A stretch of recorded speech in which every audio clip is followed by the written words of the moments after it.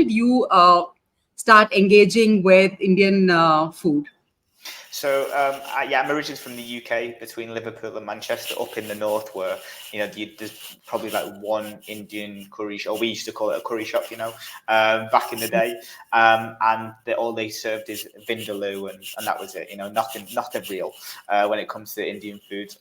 So I was based in London for like 5 to 7 years, became London's best personal trainer, and worked as a personal trainer in central London. And the way I got acquainted with like the Indian cuisine, but also Indian clients, was I was working in the gym in central London where there was dentists, bankers, and kind of general tradesmen of kind of the Indian culture. And that's where I noticed there was a disparity between normal people like me getting in shape with potatoes, fish and chips, and spaghetti bolognese, and then the foods that were different from an Indian perspective, and that kind of the genetic side of things, cultural side of things, and family side of things. So that's kind of spiked my interest on that.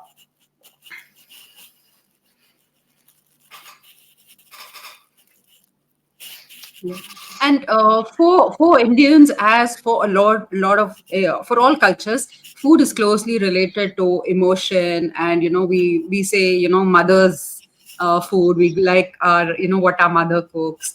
So this emotional connect often makes us break diets also. Like when we go and family family gatherings are when even though you've been very disciplined, when you're with family, you tend to break the rules. So how does one not be very cultural and rooted in our food culture, but still have discipline?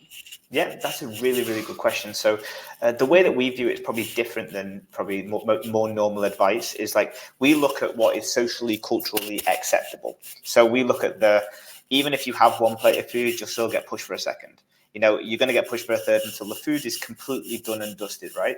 And then we know that those things are going to happen. So we also have to play a game with that discipline. So we know that it's not going to be let me take a little bit and then everything's going to be fine. My mum's not going to ask. Is that we should expect that we're going to get pushed. It's going to be the auntie saying you look too skinny, or that you need to eat, or that what all of these facets. So we have to play that game. So what we like to do with our clients is we like to do we call like a plate rule. So at the beginning, you're not taking the big plate because you know that you're going to be asked for seconds and thirds. So we'll just play the game. Once that plate is done, then you'll get a refill because obviously that's culturally acceptable. And then you'll then finish that off. And then after the second or third small plate, you would then say, like, I'm done. And you have to practice that too, just because it's cultural doesn't also mean it's right for the goals. So you also have to practice being more disciplined. And I guess the battle between what mum wants and what your goals are also is a battle worth sometimes fighting Yeah. and aligning yourself to. So I've had plenty of mums that have been angry at me for the skills and practices I've helped people learn, but it's important battle to play. Yeah. And our ideas of body image have changed over time, Nathan. What my grandmother or your grandmother might have not thought as fat, or having health issues like obesity. For them, it was okay to be not thin. Yeah. But now we are associating health with closely with weight. So when the shift comes, you nutrition becomes a big factor even with training. So you have combined both. When did this shift come? And is that shift something that society has introduced as a global idea of health and well-being instead This of is being culturally rooted? Yeah, I mean, this is one of my favorite topics. So, what we know from the research, like literally, research on Westernized South Asians versus Eastern kind of home bodies, is that there is a large amount of people that are in the ages between 21 and 28 that are females that are living in the Western world that have eating disorders because of these body image expectations. You've got devil and angel on your shoulder. You've got the Western world of like the magazines and size zeros and influencers on social media. But then at home, it's celebrated to have the little chubby cheeks and have second plates of foods, and not be too skinny because that looks bad on my mum's not been feeding me, and it looks bad on her that I've got these jawlines or cheeks that are not supposed to be there. So you also have this disparity between body images, and slap bang in the middle is the person trying to navigate the field of the world that they live in, but also the home that they live into, and the dynamics around someone else's beliefs and behaviors. So I think it's quite problematic, especially for the 21 to 28-year-olds that we're seeing within the research and working with personally. I do feel like there is always like going to be this divide between what is socially acceptable from a family cultural perspective, but then also like what people really want to look like. People want to have a beach body, or they want to be comfortable in their clothes, and that drive for that will also be kind of different to maybe what their family believe is the right thing for them. And those comments or the discouragement of further advancement on their fitness often become like this Jekyll and Hyde for people. And it's really hard to disassociate between what the words that people say to you and whether it's positive or negative. So I find that the body image is like, I guess, half the battle that we work with. It's like we have to prepare people to be like, hey, you're probably going to get this comment about like kind of you need to eat more food, skinny, you've got cancer or whatever. We've had that like lots of time with clients before, and then understanding how to navigate that, and then also flip side of what is your goals, what do you want to look like. How are you going to show up and be more confident in yourself? Because that's not always the size zero. That's just like not being unhappy with where you are right now. So we try and actually focus on what the individual wants rather than what the society needs or the family needs as well. Yeah. And I think when we, like suppose we are out in the world and we're not in a gym environment, or we're not in a health environment, we just see people going about making food and eating food without actually thinking about it as proteins or carbs or minerals. They're just putting the onions, tomatoes, and vegetables and the other ingredients and cooking it. They don't actually consciously break it up into. That's the majority of the population is not breaking it up into different nutrients or. So why is it important to stop looking at food as that, having that holistic approach, and actually, consciously always think, oh, this much protein, 90%, 70%.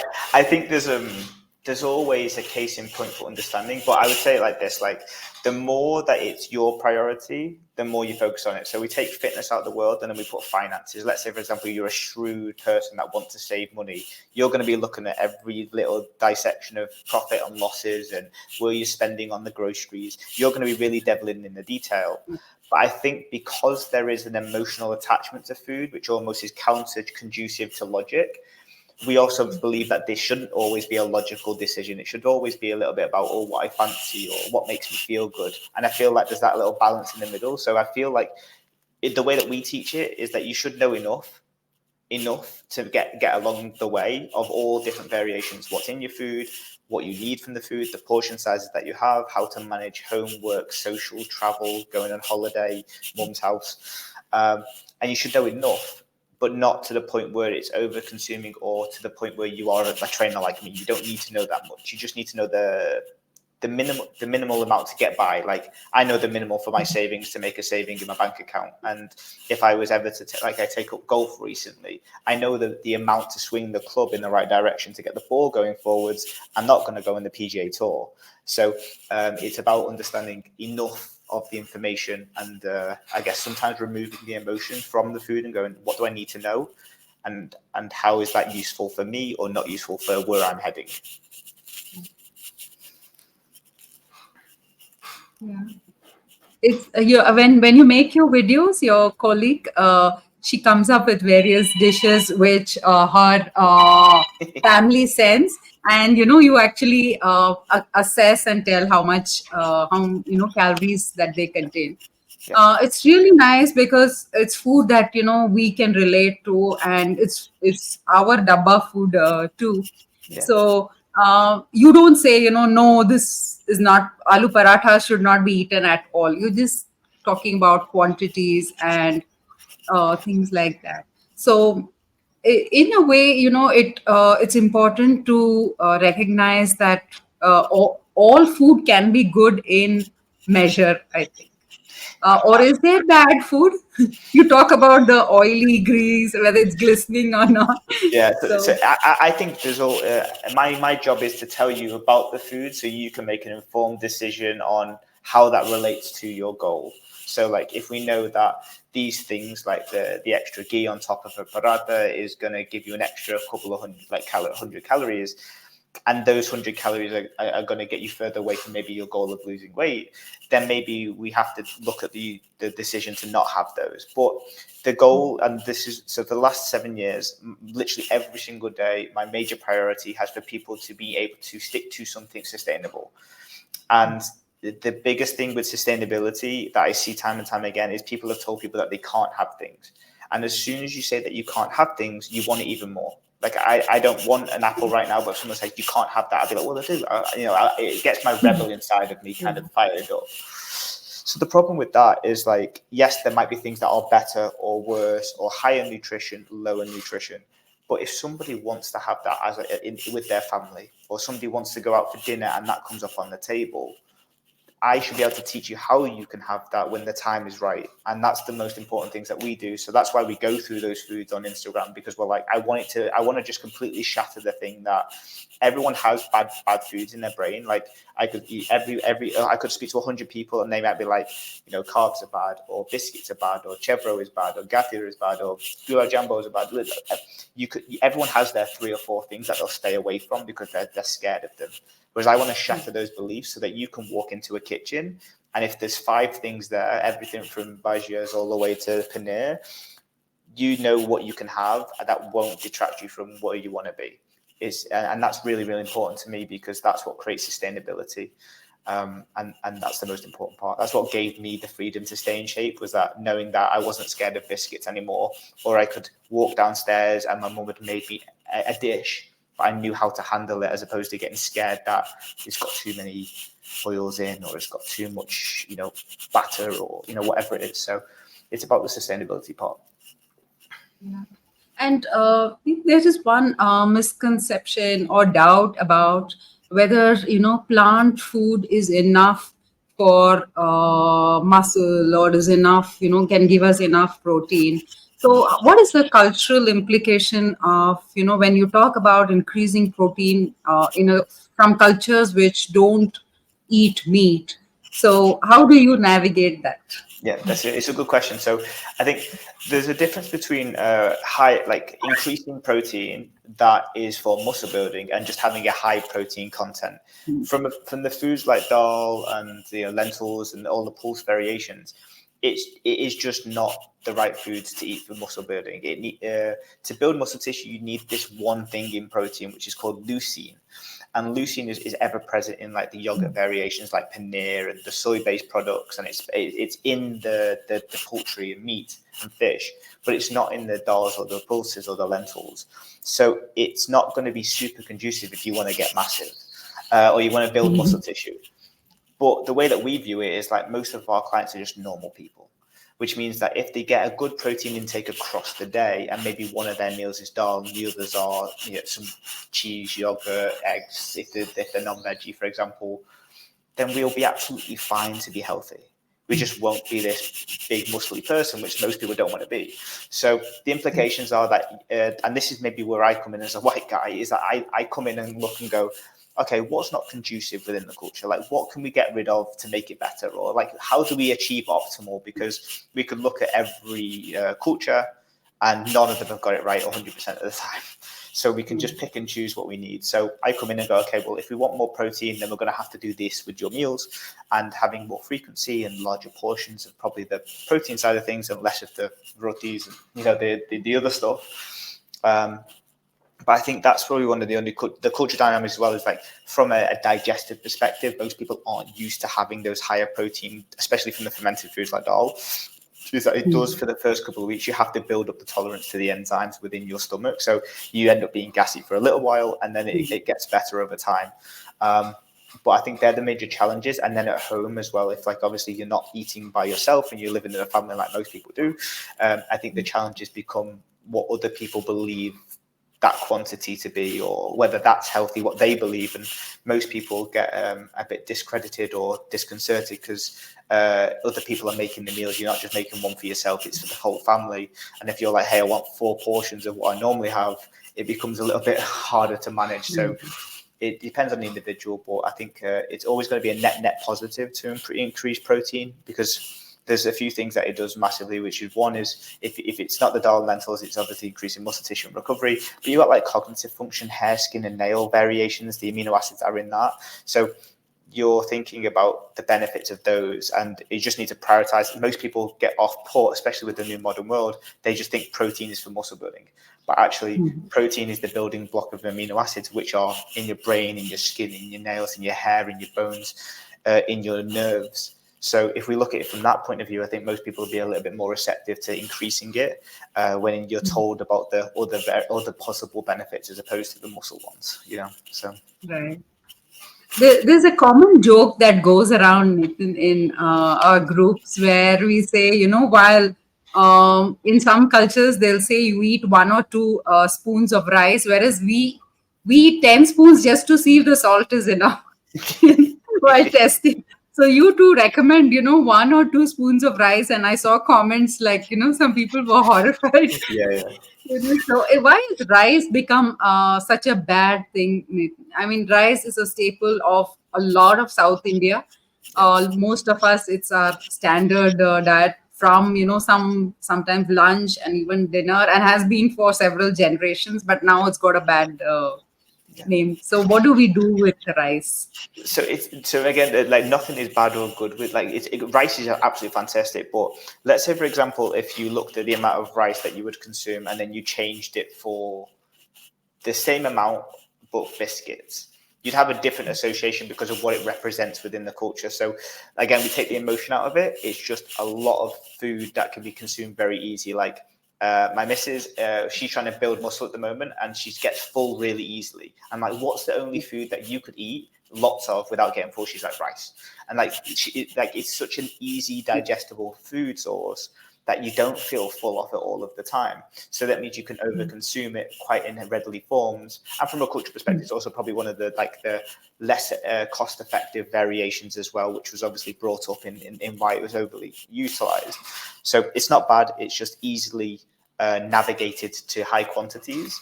And it's always ever present within the house as well, so it's easy access. There's always a pot of rice on the stove already done, right? So it's just easily to grab and go. So it's not that it's bad.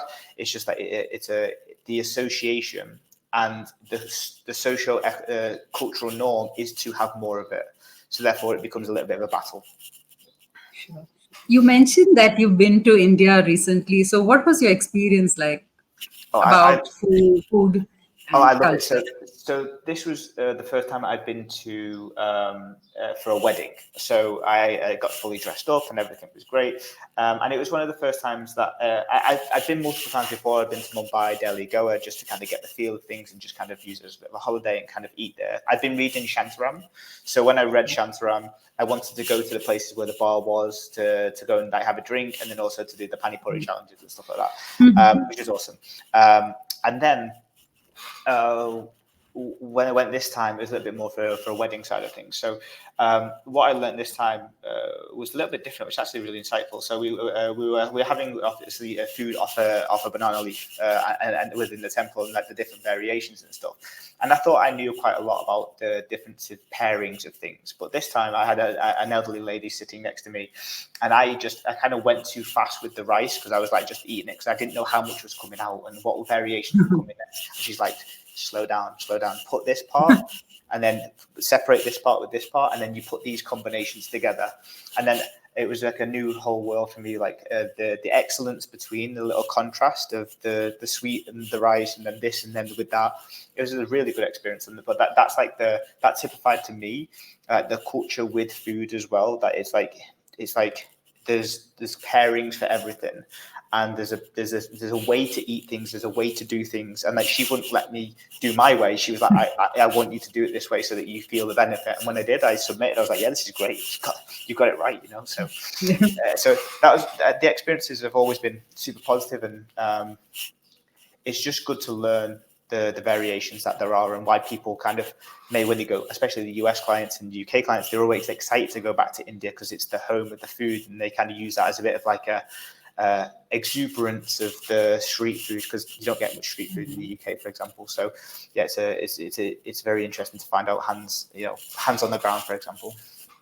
Yeah, this time's Master Chef Australia, the Indian participant, she made pani puri. I don't know if you saw the episode. No. And Jamie Oliver was there, and he was like going, "Oh wow!" Yeah. So I mean, Indian food is, although it's such an old dish, it's such a common dish. It's surprising that even now people get surprised by the burst of flavors. And Yeah, I think it's just where I, especially where I grew up, I'd go into an Indian restaurant and you're not looking at the things I know now. You're looking at like Rogan Josh, which is a British one, and then you're looking at Vindaloo, and you're looking at just like garlic naan, rice, and maybe a biryani, because everyone thinks biryani is the Indian as well. So those variations there. And that's how I grew up. That's what I thought. With a pint of beer, that's what Indian food was. And I think what happened over time is a lot of people were getting sick of that. And then a lot of like Indian business owners, they were like, right, we're going to make the real Indian place in Bombay, like bring over Bombay to London. And I think a lot of places like Bombay Central, which is a London-based place, or Regency, these places are really excelling at bringing over Indian chefs to celebrate the fact that these food are really good. And they're doing a lot more street food now in the UK, which is great quality as well, because normally it's not that great when it's not in India. So so I think there's a lot more celebration of like the nuances. And one of our coaches, he's in America, and he grew up very much like kind of having to shelter his culture because they wanted to fit in with the Western society of the US and being the only brown guy in his school and stuff like that. And he said to me, like, by the time his niece went to school, which is like 25 years later, everyone's asking to try her food when she's got like the dal, the sambar, the idlis, the dosas, and everyone's so excited to try it. Whereas he used to have to shelter it because he didn't want to get called out with the only brown guy.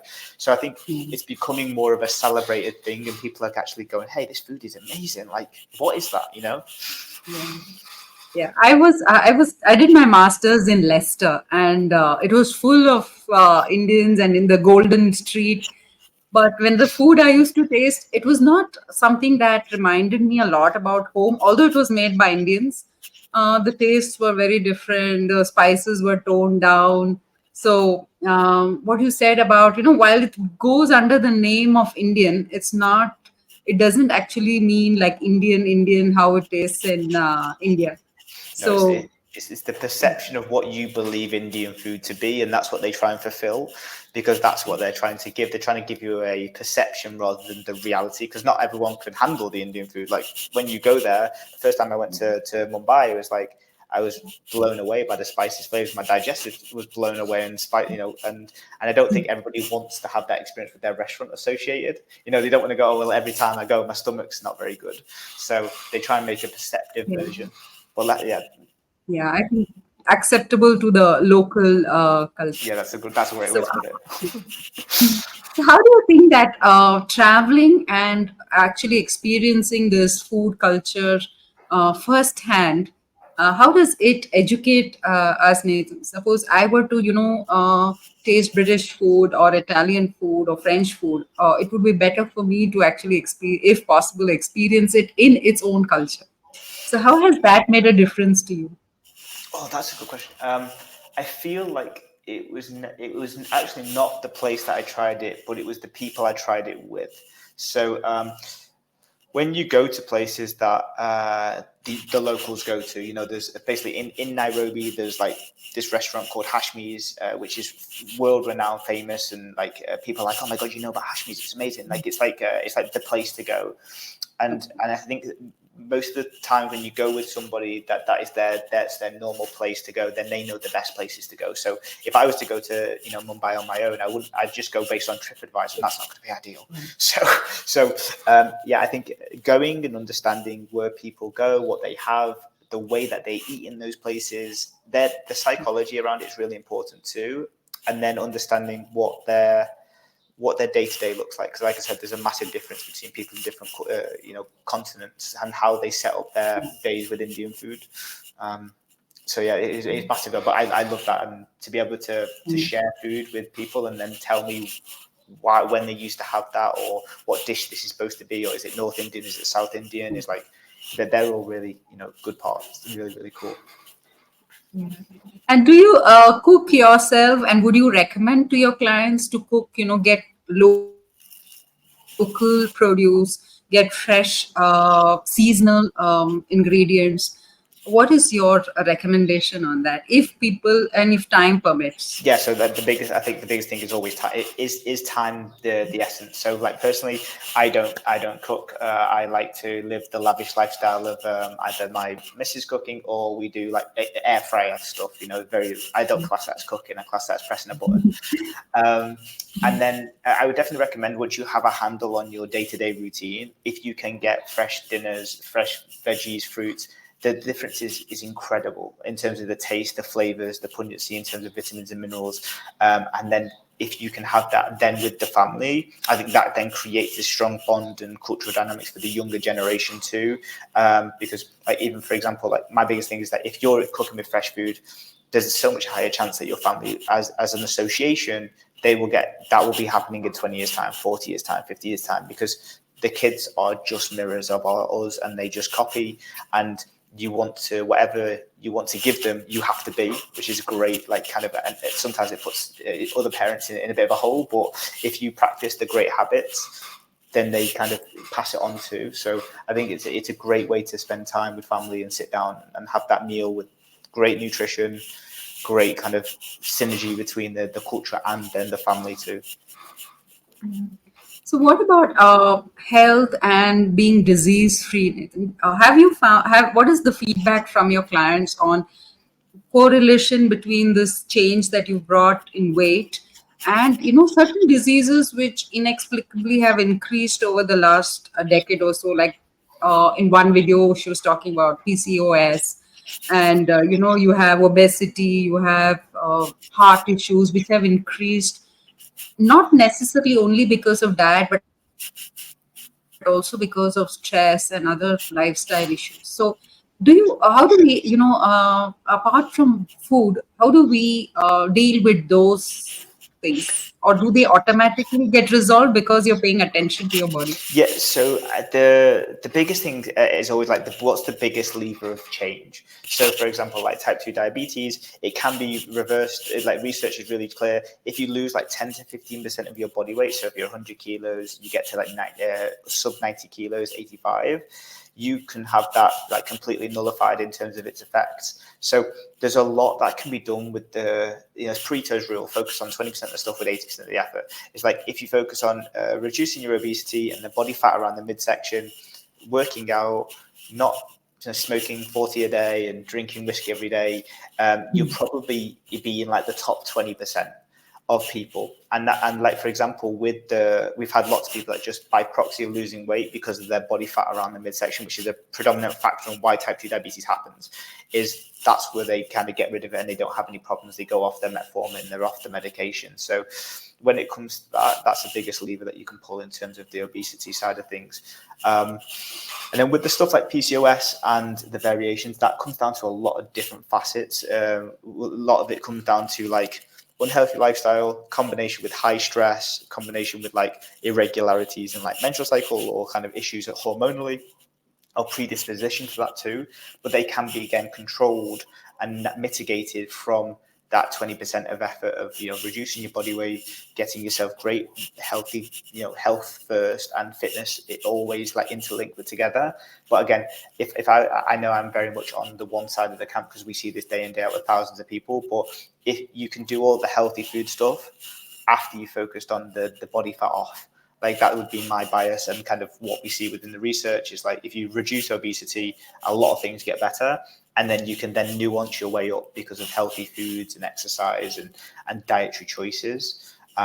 So yeah, I think a lot of them do go like, obviously you've got the hereditary ones, But sometimes, like for example, with the hereditary ones, this is just my personal opinion, it's like if you've got type 2 diabetes because it's hereditary, 77% chance likelihood if both parents have it, you have it. A lot of people are like, oh, it's hereditary, I'm meant to get it.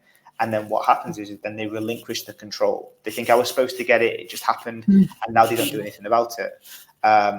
So I like to basically ignore the fact that things come hereditary and always focus on what you can do right now, and not accept pill culture. Don't accept, popping metformin as a byproduct of like, oh, this is just me.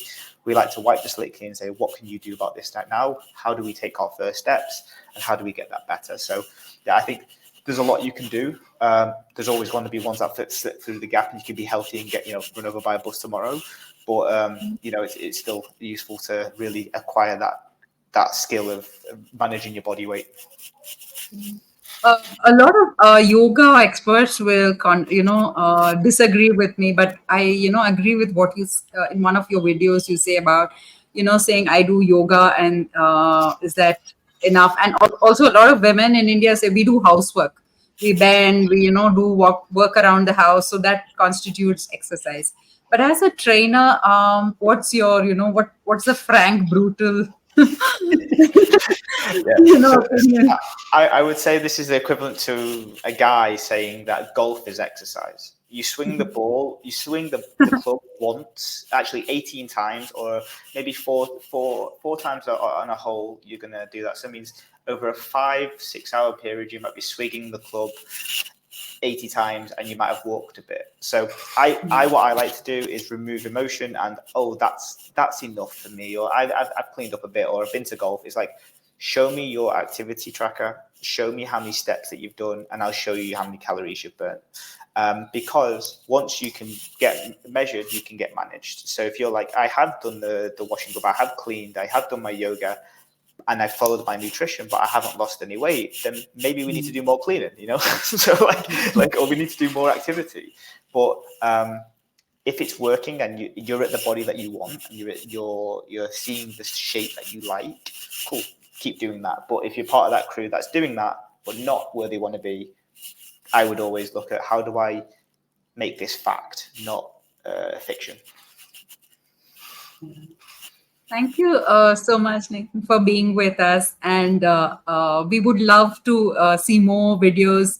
And if you could also cover more South Indian, of course, you did sambar and idli dosa, and cover more South Indian dishes too. Looking forward to more of your videos. Thank you. Appreciate it. Thank you for having me. Thank you so much. Namaste. Bye-bye. There you go.